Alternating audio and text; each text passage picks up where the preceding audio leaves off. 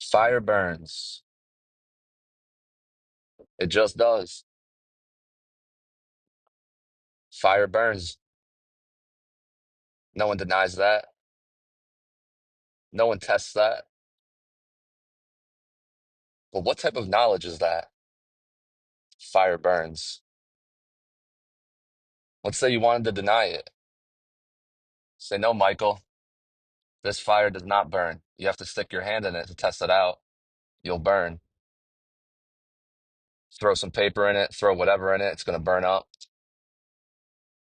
Maybe you try to get clever, put on some protective equipment, jump in the fire, say, look, Michael, I got you now. It's not burning me.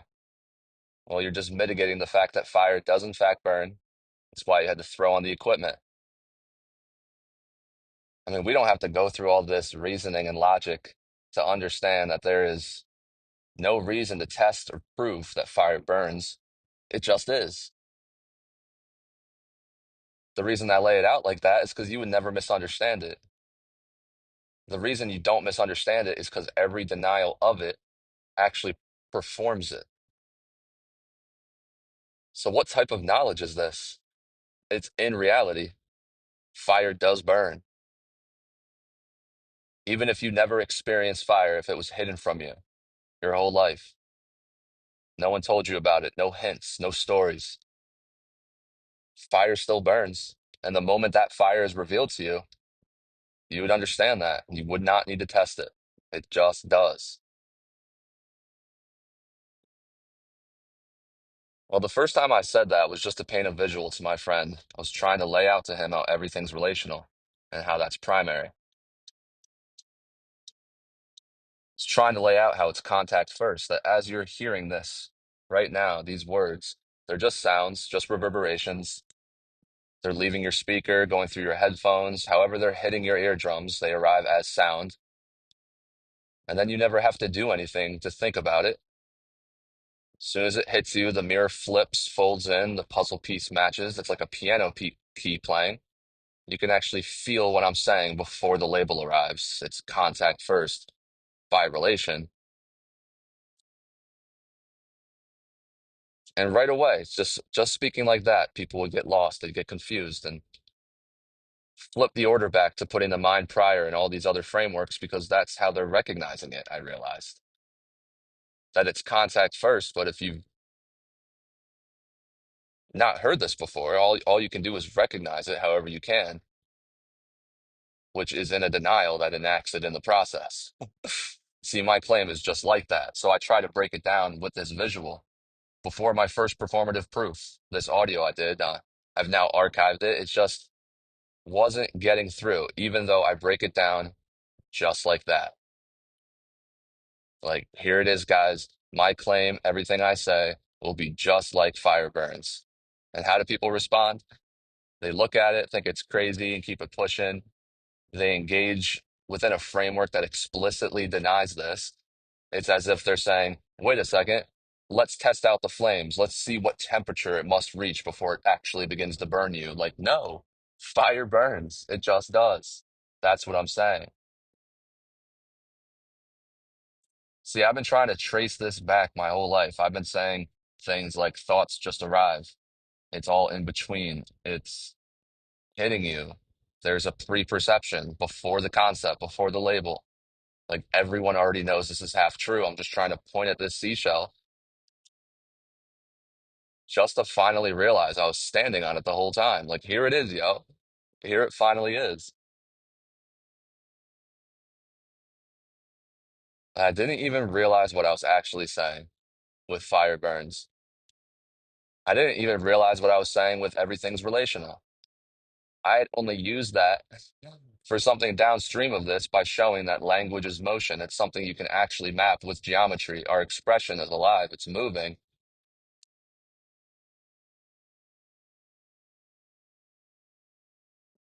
My starting point there was to say that language is relational. It's constrained to be so. As soon as you start speaking, the grammar itself is enacting subject, object, modifier, connector words. It's just mechanical. And in fact, everything's relational. What happens now was preceded by what came before it. And what occurs now is going to give rise to what happens next. And I was still stuck on this paradox that it's not linear. This is not just some cause and effect. Tracing back the ontology of words, realizing that if it's contact first, then it's before perception. You just trace it back, and there was no language, there was no words, and it was still reality hitting you. And these words are just matching what that thing is. That's all it is. A word's source existence is just pointing at itself, what it's containing, so that you can recognize it again and differentiate it amongst everything else. This is well before I, a me, or anything like that. Thousands of years. The first point, the first gesture, the voice, the first sound. I mean, that is contact by relation. That's all it can be first, before an I. So language, linguistics, is just the relational syntax, the other side of that mirror, because our world's obviously ever changing right in front of our eyes through these distinguishing marks, all of it named for us. How could we have built language? Language was built through us. We all have the same exact nervous systems, getting hit by the same reality, couldn't absorb the hit, couldn't absorb the contact, omitted a mark to recognize what that thing is in order to stabilize the eye, in order to look in the mirror, see our reflection, forget. It's as if a shadow popped out of the reflection, grabbed you by the shoulders, took you into the mirror, spun you around, and said, "Now watch." So that you can know this is happening, so you can recognize contact, that it's flipped. That's your relational choice. That's free will. There could not be identity in any other way. There could not be love unless duality existed. And love is so pure that if you were born into it, it's just in this controlled utopia where there's not actual agency. It's just reality recognizing itself through you, and you only come to know it by being named inside of it without actually knowing you are. You'd have to have this separation. Fire burns. See, I didn't know what I was saying. And then I realized there's this bridge in human cognition, this metaphysical split, this whole idea of subject, object, mind versus matter, God versus world, king versus citizen, self versus other selves, self versus non self, on and on and on and on. No matter what you have in religion, no matter what you have in philosophy, science, whatever it is, all of these start in a wild assumption, a silly mistake that the distinction between these two things simply means they're purely distinct and cannot touch. And we collapse into one side, our mind, and then build a bridge to connect it to the other side while maintaining at the start, which you can never erase, which is that they do not touch, such as philosophy, saying the mind is immaterial, a foreign substance to the world, which is material. It cannot touch. We're mourning the loss of this unity. Therefore, we're going to try to build a bridge back with our knowledge, this interior flashlight, hijacking reasoning, hijacking meaning and intelligibility as if we arrive at it first and we're validating the world. But they don't touch. That's the assumption. But you can only start the project if they're already touching.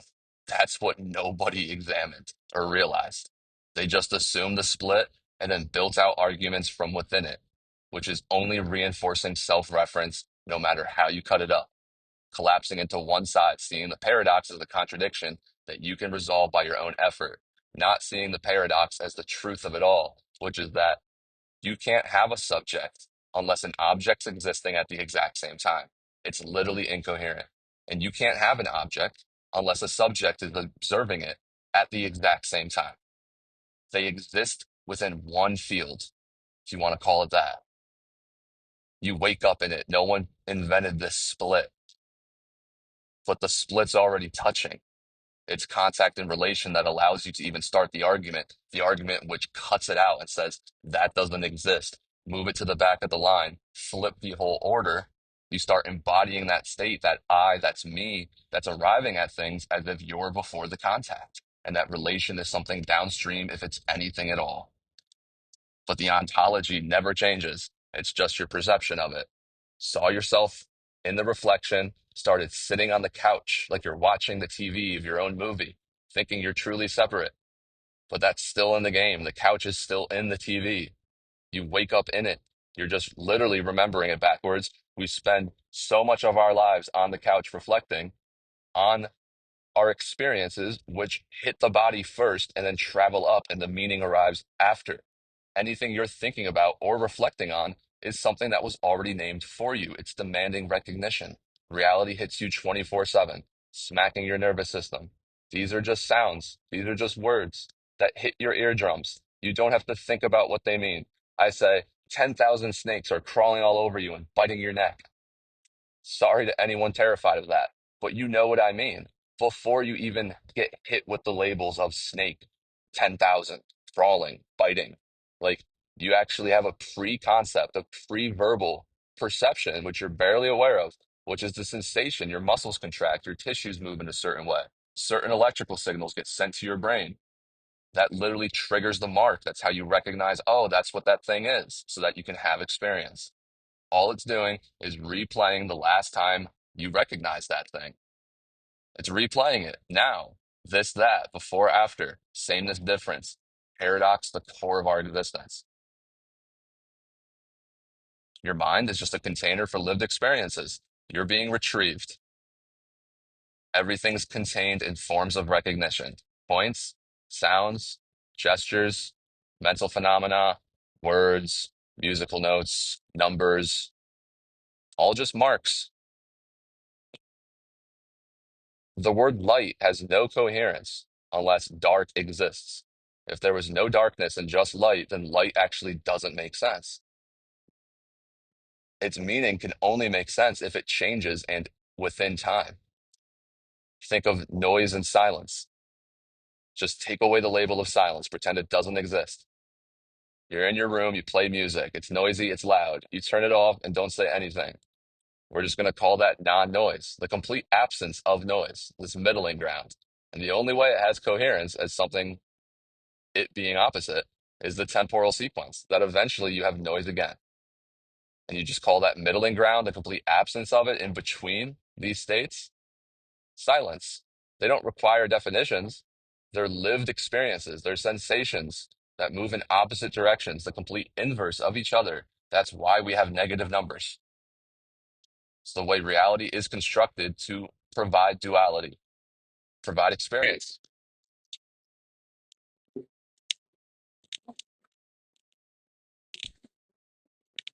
It has no coherence unless it's in time and it changes. So here's the thing is that there's just a silly mistake in all of human cognition. You just wake up in this reality and take it for granted that whether it's religion, building the bridge with doctrine, rules, all is an illusion, self getting rid of self, it all starts within the split, the assumption that these things are separate and there's something that we can do to build our way back to it. Every single aspect of human cognition is like this. And it's a logical impossibility. It's a living contradiction. Doesn't even make sense.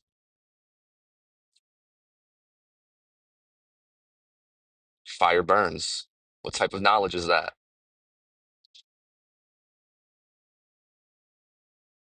See, I think I made the mistake of saying this is my claim, right? I mean, this is all happening to me, through me. I'm doing my best to verbalize it. Um, I realize as soon as I say my claim, people can only recognize that as the split, right? I mean, it is. That's what I'm saying is there's a me, a subject, and then there's a claim over there. That means it's a thesis. That means it's a model. It means that it requires testing. It's built on an assumption. It's competing against all these other things.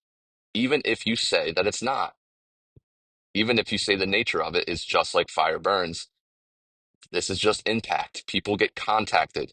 They are forced to recognize the term, my claim, as they are now remote observing it. They're not in contact with the thing itself. They're seeing through a glass, and they can only recognize it through a false binary. That's what I realized. So it's not my claim, it's the claim. I am simply witnessing it and inviting others to recognize this shape with me, to participate. I'm not trying to argue, I'm not trying to teach, I'm not trying to debate.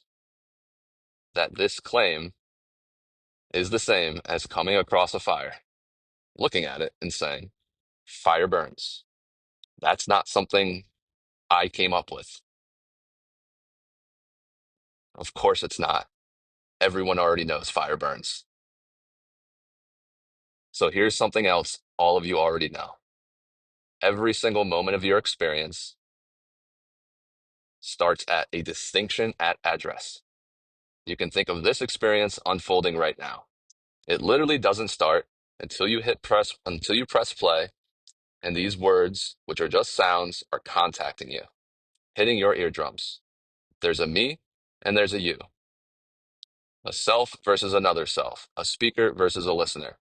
I don't start speaking unless there's an implied listener. I'm expecting others to hear this. Even if no one does, the experience doesn't unfold unless that's already pre-existing. You can try this out. Try to describe an object without using this, that, or it, or a person without a pronoun. That's what I mean, is you don't have to be in exact discourse with someone else. You can just be going to the bathroom. It's you versus that bathroom versus the object. Reading a book, you versus the book. Every single experience you wake up in, and this is already occurring, but it's one thing. It's one experience between you and something else. But no one invented that split. You actually just wake up inside it moment to moment, and that's how it unfolds. And it only unfolds contact first. You're walking down the street, you and I say, stop. You never go back into your mind and pull out some intelligibility. You never construct that knowledge. You're forced to recognize it. I mean, reality just doesn't care where you're at, what you think you're thinking about, which is why this is not just linear cause and effect. It's reality demanding recognition of itself based on marks that have already been named for you through you. Meaning, I'm also being contacted by something, and that's why the word stop is arriving through me, is it's actually arriving in between my contact point. Maybe my friend is about to walk into the street and doesn't recognize that there's a car that's speeding by. I'm the one who recognizes it, and I recognize that he's not recognizing it. My distinction at address as that experience is unfolding is me versus this car. It's forcing recognition based on past experiences that this car is not going to stop. And then there's a second contact point, me versus Scott. He doesn't notice it. I'm actually recognizing something that he's not recognizing. That forces a recognition of stop, save him. This is not something I come up with. The same way, if you have children and you hear a cry, your baby crying, you don't have to think about what this is. Your nervous system intercedes. You feel the contact, that distinguishing mark, that piano key. You can imagine the first time you heard your baby crying, or any of the times. And right before you actually know what it is, right before, woo, I just straight up went through a freaking railroad that had its thing closing. That was badass.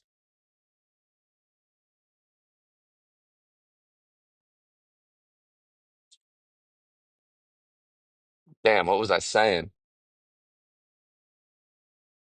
Oh yeah. Like when the baby's contacted by something that's giving it pain, of course it's the pain first. It's the sensation.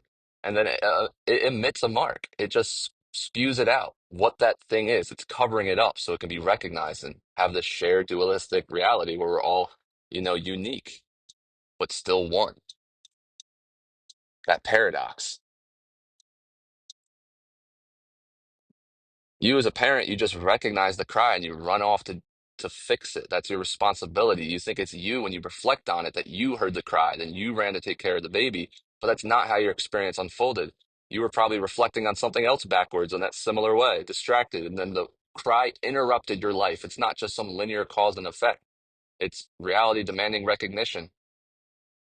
And then you acted on what that thing means. The intelligibility is contained within the contact points. It's never you authoring anything. Just got to trace it back. I'm just recognizing a dangerous situation here and not making any meaning out of it. I don't go in the back of my mind and start pulling down levers and realize I need to do this thing. It just emits from me the word stop. And my friend now doesn't have a choice. He can ignore it and keep walking, or he can stop. Those are the only two options, literally. He's forced to recognize which option to take. Now, in most cases, probably someone would hear that. They're contacted by it the same way you're contacted by a cry. And the only reason you know what that thing is because of the word stop. It doesn't even have to arrive as some word, as it can just be a mental phenomenon. Whatever it is, it's a form of recognition of the contact point, the relational contact point, which is always first. Your body will understand what that thing is based on past experiences, replay it, and actually shut your body down. It will contract your muscles in a specific way based on what that thing actually means, what it's expressing, what it's covering up, not symbolically. It's both. It's a symbol for what's literally happening so you can recognize it, amongst other things that are happening, which are different from it in order to have time, in order to have experience, in order to get identity. Only way love works, only way life could work. It's the only thing that makes sense.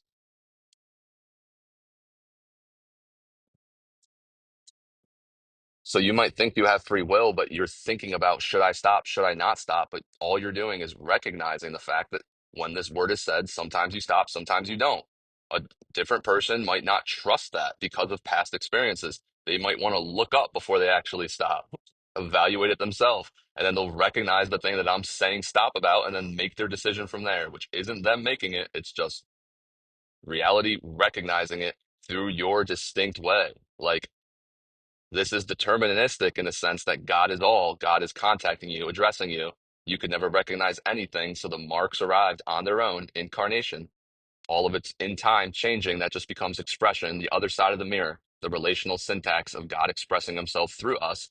And then we all have these different lives. Obviously, you can look at even babies and children clearly have their own personality traits already, these genetics and an environment. Well, all these things are just God hitting you. And so to say that he stitched you up in a specific way and we all have these different traits is just him being deterministic, but he can't just birth you into pure love. Born sinner is an ontological condition, not a moral failing. Sinning is a relational fracture, not some moral blow that you need to, you know, make up for. It's a mirror to know that you're turned the wrong way, and then you perform the motion, which is turning back towards him, the actual person you can trust. He does it for you. That's understanding grace and salvation, not through your own personal will or effort, but recognizing it before interpretation, before your mind. That's what pure faith is. Only possible through a person stepping in between that reflection, because your mind's what got you into trouble. The word itself had to become flesh and come outside so that you can recognize revelation as everything's always arriving from outside, the only way it could have been revealed. Just makes perfect sense.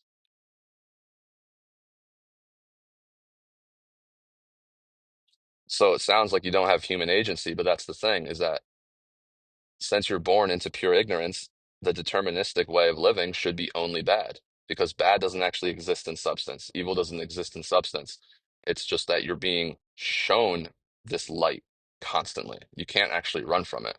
But your perception is that that's killing your identification with yourself.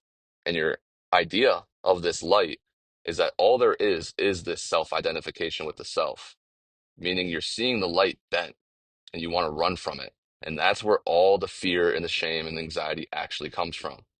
Not in substance, just our perception of it, in order to understand it that way and turn back and have it transfigured into the light shining on you all the time, that there is no darkness.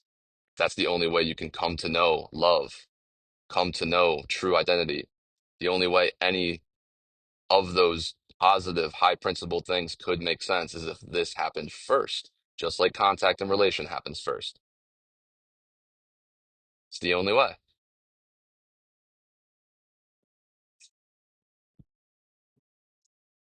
So it should seem that we're born into ignorance and always seeing the light that way, but we don't just do bad. We don't just live in complete misery and despair. There's this binary here of things that are good.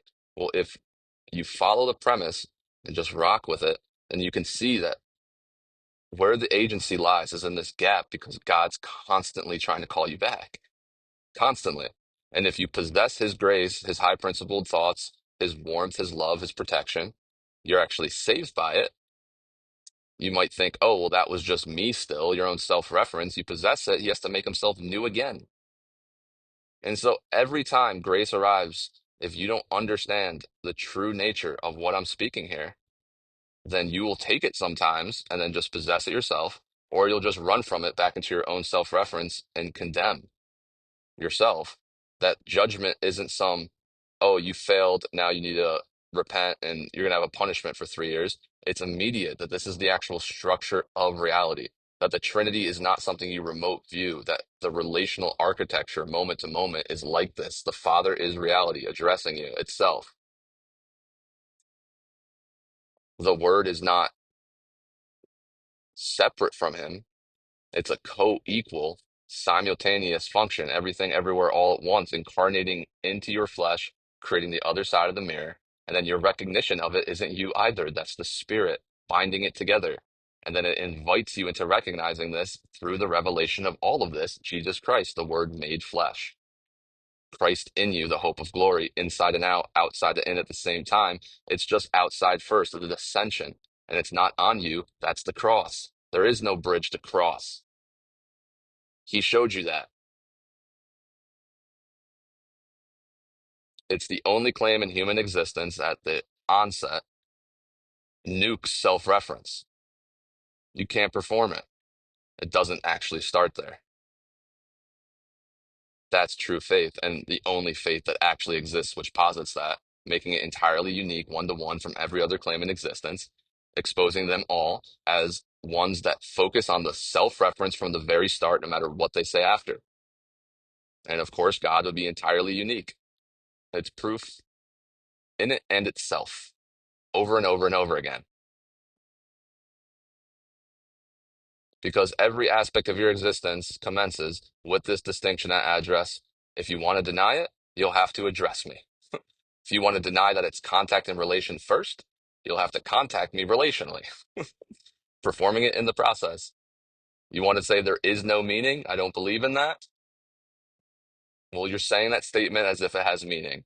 This is in time. I'm saying this now. You're going to listen to it later. From your perspective, you're listening to it now. I said it before, now and then, before, after, both happening now. You deny that time is happening. You're going to say it within time, after my claim, in actual living reality. This isn't a theory. I'm describing how this is happening literally right now in your experience.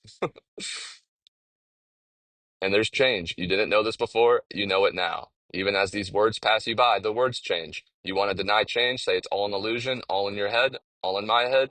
Well, you're trying to change my opinion on change in actual reality, enacting change in the process of denying it. All of them. Don't just deny the one thing and prove it to be true.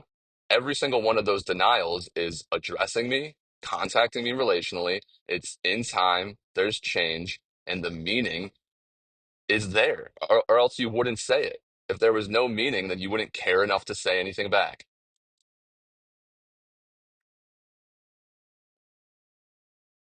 You can't escape relation. You're forced into it. To say there's no relation, you're saying that in relation to everything's relational. Can't escape it. It's a performative claim, the transcendental claim, not my claim. It just is. I'm witnessing it.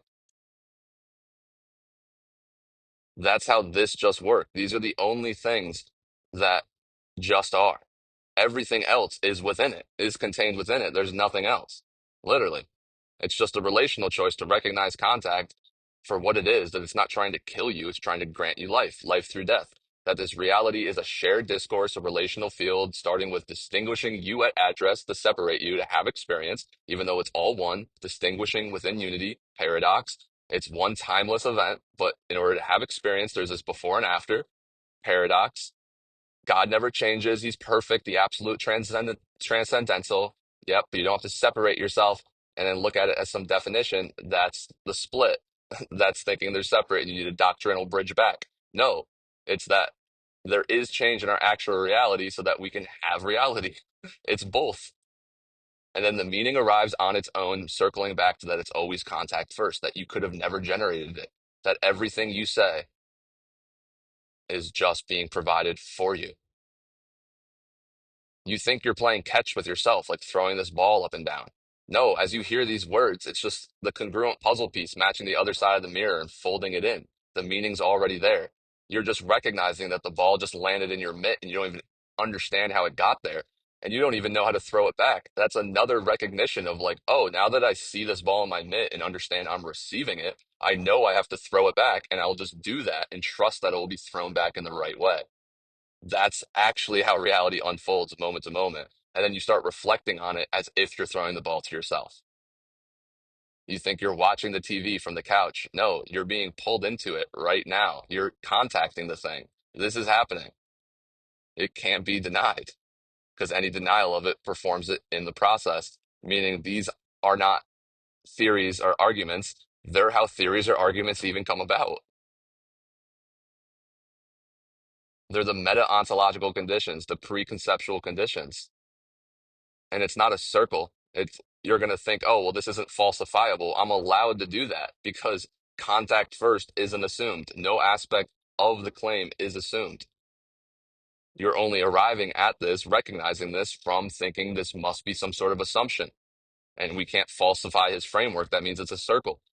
No, that framework no longer applies because how that framework came about is because of these conditions. They were enacted in every single experience a human being ever had. I'm not saying reality doesn't exist out there. I'm saying we never experience it directly. And that's a fact. And the way you experience it isn't within your mind creating some illusion. You'll never find the moment in your existence where you go back there and take out some intelligibility. It's never occurred moment to moment. It's just arriving and you recognize it. That means it's happening in between. That means it's coming from elsewhere. Reality itself. That's the Father addressing you, incarnating in your flesh through the Son. He does the will of the Father perfectly. And then you recognize it through the Spirit. The Trinity is the structure of how reality actually unfolds, not something piled on top of a doctrine, some bridge that we get back to, some frozen perfect God up in the sky with his begotten Son down here. And they try to fix the contradiction, these Christians, by saying, oh, yeah, I mean, there's still one person. Doesn't even make sense. Their metaphysics needs this to even make sense. Everyone's missed this. Like, what is happening? This is the seashell. I'm pointing at it. What is fire burns? What is that type of knowledge? Fire burns. It's what it is and what it does. Both. Every aspect of your human cognition, the way you're recognizing this, the way you think about this, splits that up as if they're different, like they're happening at different times. But you can just go look at a fire and see that it burns. It's what it is and what it does. And here's the key point: there's no subject, and it still exists in reality. You can still say that statement, just like this claim. There's something else super interesting about it. To even say it means you're witnessing it. To walk past a fire and think or say or point, fire burns, means you're recognizing, receiving, witnessing how reality is and what it does at the same time without trying to collapse that. Fire burns. So does this claim. It's just this one doesn't consume itself.